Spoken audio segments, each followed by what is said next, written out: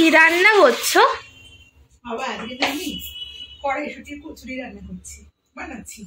দেখে দেখ, ওটা না ভালো করে ধুয়ে নিচ্ছি। দেখ ছাড়িয়ে রেখেছি, তাও কত নোংরা।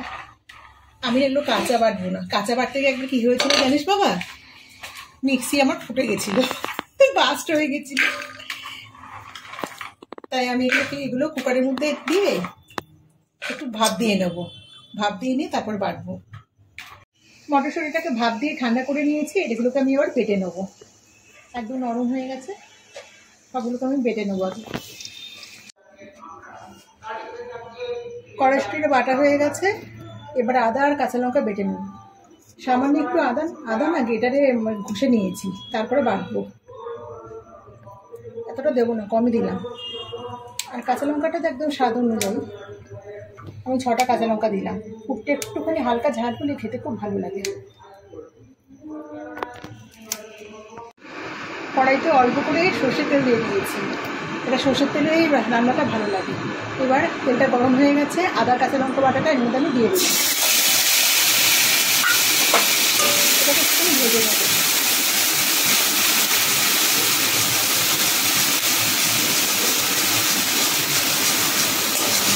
মিনিট 2 সময় ধরে ভালো করে ভেজে নেব, নাহলে আবার কাঁচা গন্ধটা বেরোবে।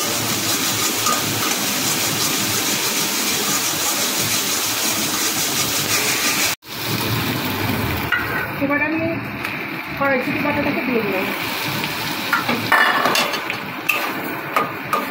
এটাকে ভালো করে টানাতে হবে, একদম শুকনো করে। গ্যাসটাকে একদম লোতে রেখেছি। আমি তো এর আগে লবণ দিইনি, তাই এখন আমি পরিমাণ মতো লবণটাকে দিয়ে দিলাম। তাই নাড়াতে নাড়াতে একদম শুকনো করতে হবে। দুধটা যত ভালো হবে তত কচুরিগুলো তত ভালো হবে। দুধটা একদম শুকনো হয়ে গেছে, এটাকে নামিয়ে নেব। ময়দা যেভাবে মাখে সেভাবে আমি ময়দাটাকে মেখে নিয়েছি। সামান্য একটুখানি রিফাইন্ড অয়েল দিয়ে ময়ন দিয়ে এবার ছোট ছোট করে লিচিগুলো করে নিয়েছি। লুচি যেরকম আমরা লিচি করি, কারণ পুরটা বেশি যাবে। লিচি বড় হলে তো ভালো লাগবে না খেতে। এবার আমি বাটির মতো গোল করে নিলাম। এবার আমি এর মধ্যে পুরটা দিয়ে দেবো। পুর একটু বেশি করে দিলে পরে খেতে খুব ভালো লাগে। বেশি করে পুর দেব। এই পদ্ধতিতে বানালে একটাও ফাটবে না, একটাও ভেঙে যাবে না, একটার থেকেও পুর বেরিয়ে যাবে না। এভাবে মুখটা বন্ধ করে একটুখানি তুলে দিতে হবে। বড়ি যেরকম নাক তোলে না, সেইভাবে একটু তুলে দিয়ে আবার চেপটে দিতে হবে। বেলার সময় একটাও ফাটবে না। একটা দেখাচ্ছি। এইভাবে বাটিটা করে নিলাম।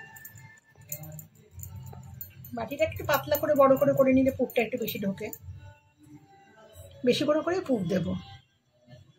পুর বেশি না দিলে কি ভালো লাগে খেতে? অনেকখানি পুর দিলাম।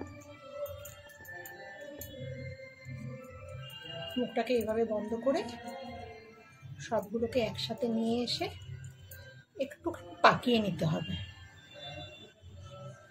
একটু পাকিয়ে নিয়ে তারপর আবার চেপটে দেবো। এইভাবে পুরগুলো ভরে নেব। চাকি বানিয়ে একটুখানি রিফাইন অয়েল লাগিয়ে নিলাম যাতে আটকে না যায়। এগুলোকে বেলে নেব। হালকা হাতে বেলতে হবে। বড় করে বেলবো, খুব ছোট না।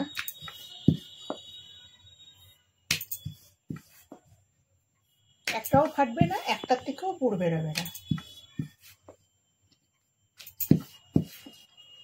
কতটা বড়, সবগুলোকে এভাবে বেলে নেব। সবগুলো বেলে নিয়েছি, একটা কাপড়ের মধ্যে বিছিয়ে রেখেছি, তাহলে আর নরম হয়ে যায় না। থালার মধ্যে রাখলে পরে না একটু নরম হয়ে যায়। কড়াইতে রিফাইন্ড অয়েল দিয়ে দিয়েছি। তেলটা গরম হয়েছে নাকি দেখার জন্য একটা ছোট্ট টুকরো দিয়েছি। তেলটা আরেকটু গরম হবে। তেল গরম হয়ে গেছে, একটা করে সবগুলো ভেজে নেব। খুব সুন্দর ফুলবে, সবগুলো সুন্দর ফুলবে।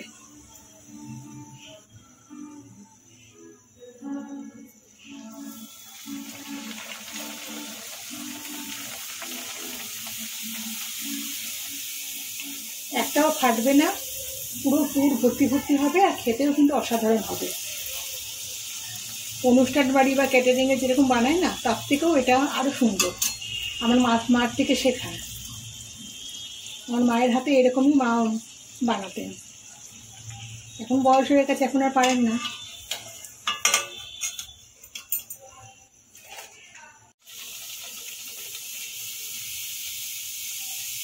প্রত্যেকটা কচুরি আমার সুন্দরভাবে ফুলবে, একটাও ফাটবে না, গ্যারেন্টি। এইভাবে বানালে একটাও ফাটবে না, একটা থেকেও একটুখানি পুর বেরোবে না, আর পুরো একদম ফোলা ফোলা হবে।